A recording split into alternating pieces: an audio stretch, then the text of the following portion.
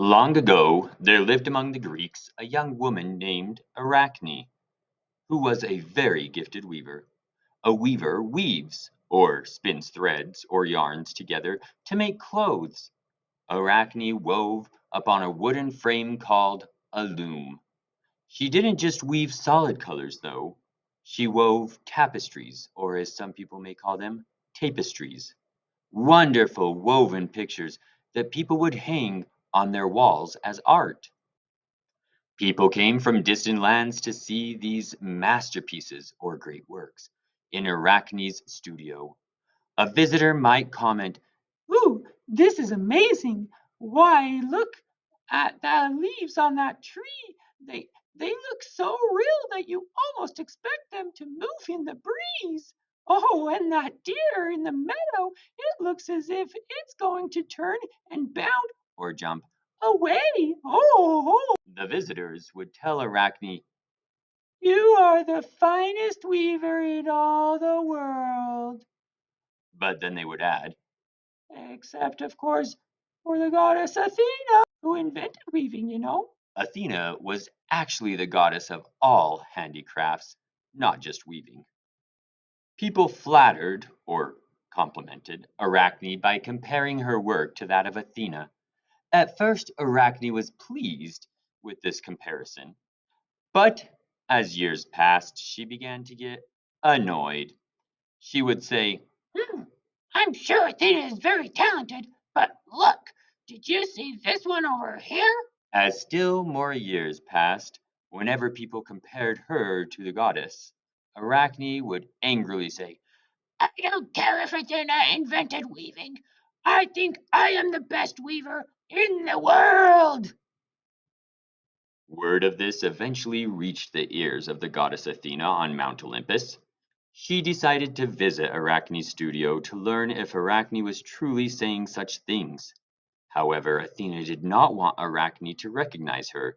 So, with her magic, Athena changed her own appearance from a beautiful, athletic young woman. Now, with a wave of her hand and a puff of smoke, gone was the young woman, replaced by a woman so old and bent with age that she had to lean on or rest against a walking stick to get around. Of course, inside that body was still the goddess Athena, but no one would have recognized her. In this disguise, she went to visit Arachne, commenting, "Hmm, your work is extraordinary, my dear. I am certain that you are the finest weaver in the world, except, of course, for the goddess Athena." Hearing this, Arachne, thinking she spoke to a bent old woman, angrily exclaimed, I am sick of hearing about Athena. I say that I am the best weaver in the world. Well, with that, there was a puff of smoke, and when it blew away, who did Arachne see standing there? None other but the beautiful goddess Athena. Arachne was afraid of what the goddess might do to her, but she took a deep breath and said, I meant what I said. I'm prepared to prove that I am the best. I have two wooden looms for weaving. You use one, and I'll use the other. Let us see once and for all who is really the best. So, with that, the goddess and the young woman chose their colors and started to weave. When at last they stopped, Arachne grinned, for she truly believed that she had won.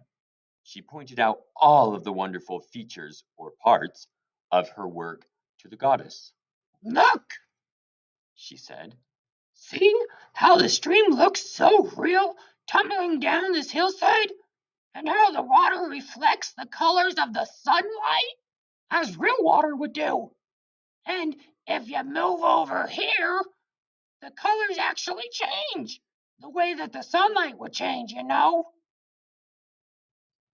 Then, at last, she turned to see Athena's tapestry. Arachne saw at once that the work of the goddess was even finer than her own. Athena had woven a stream, but hers seemed to ripple and move. She had woven clouds that appeared to float lightly in the sky, and above it all, she had woven the gods in all of their majesty. Upset and embarrassed, Arachne turned and ran from the room. Athena caught up to her, asking, "Where are you going?" Arachne exclaimed, "I thought I was the best, but you are far superior. or far better. And no matter how long and hard I work at it, I will never be as good as you are. I shall never weave again." Then Athena grew stern, or harsh and firm. "Everyone is born with some special gift or talent, if only they can figure out what it is and how to use it. You must not waste this skill of yours. We shall see it, that you shall weave again." Athena reached out and touched Arachne's shoulder with the tip of a finger. Instantly, Arachne began to change shape. She became smaller and smaller, and her body rounder and rounder. Her legs and arms grew longer and thinner until, after about 5 minutes, Arachne had turned into the very first spider in the world.